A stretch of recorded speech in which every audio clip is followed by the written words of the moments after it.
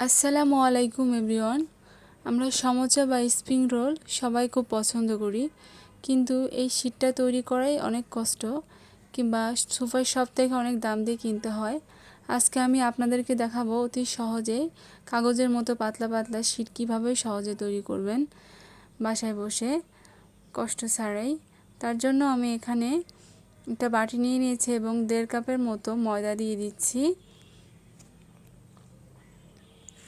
এবং অল্প লবণ দিয়ে দিলাম এবং 1 টেবিল চামচ সয়াবিন তেল দিয়ে দিলাম এবং এগুলোকে আমি মাখিয়ে নিচ্ছি সুন্দর করে এবং অল্প অল্প করে রুম টেম্পারেচারের পানি আমি অ্যাড করছি এবং একটা মসৃণ ডো তৈরি করে নিচ্ছি।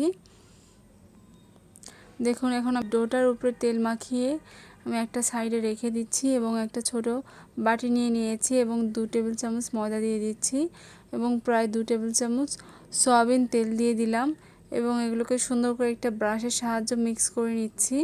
এখন আমার সেই ডোটা আমি সুন্দর করে আবার মথে নিচ্ছি এবং ছোট ছোট করে লেচি কেটে নিচ্ছি একটা চাকুর সাহায্যে। আমরা যেমন ছোট ছোট লুচি তৈরি করি ওরকম আকৃতি করে নিতে হবে।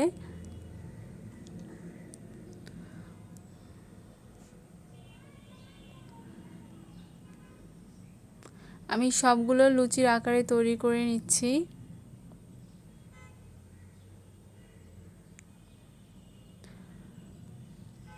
দেখুন, আমার সবগুলো তৈরি করা হয়ে গেছে। এখন এখানে আমি 6টা নিয়ে নিয়েছি।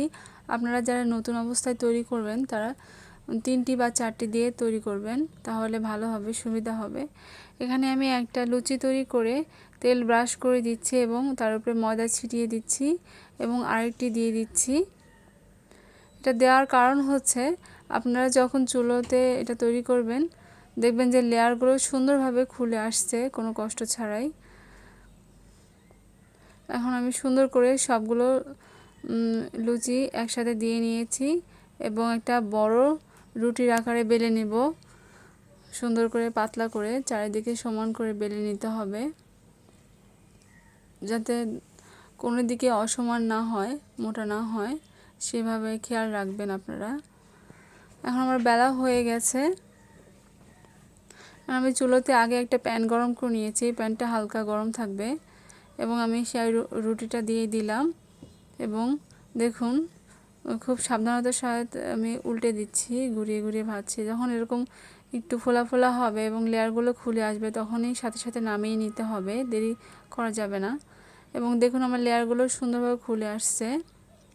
রুটিটা কোনোভাবেই ঠান্ডা হতে দেওয়া যাবে না, ঠান্ডা হলে লেয়ারগুলো আর খুলবে না, কিংবা অতিরিক্ত চুলোয় তাপ থাকলে লেয়ারগুলো ছিঁড়ে যাবে এবং ড্রাই হয়ে যাবে।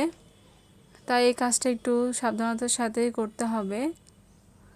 দেখুন সুন্দরভাবে খুলে আসছে আমার লেয়ারগুলো।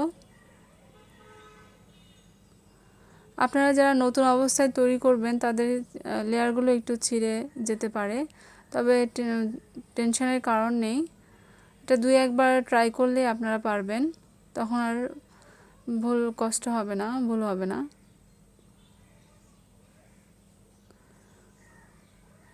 দেখুন আমার সবগুলো তৈরি করা হয়ে গেছে, কত সুন্দর পাতলা পাতলা হয়েছে কাগজের মতো। আসলে এটা কাটার কোনো নির্দিষ্ট মাপ নেই, অনেকে অনেক মাপে কাটে। এটা আপনাদের ইচ্ছা মতো আপনারা কাটতে পারবেন। কেউ যদি সমোসা ছোট চায় তাহলে চিকন করে কেটে নেবেন এবং কেউ বড় চাইলে একটু মোটা করে কেটে নেবেন। এটা সম্পূর্ণটাই আপনাদের উপরে নির্ভরশীল। দেখুন আমি স্প্রিং রোলের জন্য শীট কেটে নিয়েছি, 4 কোণা করে শীট কেটে নিয়েছি। এই শীটগুলো তৈরি করে আপনারা ডিপ ফ্রিজে 1 মাসের মতো রেখে দিতে পারবেন এবং যে কোনো সময় যে কোনো নাস্তার জন্য ব্যবহার করতে পারবেন।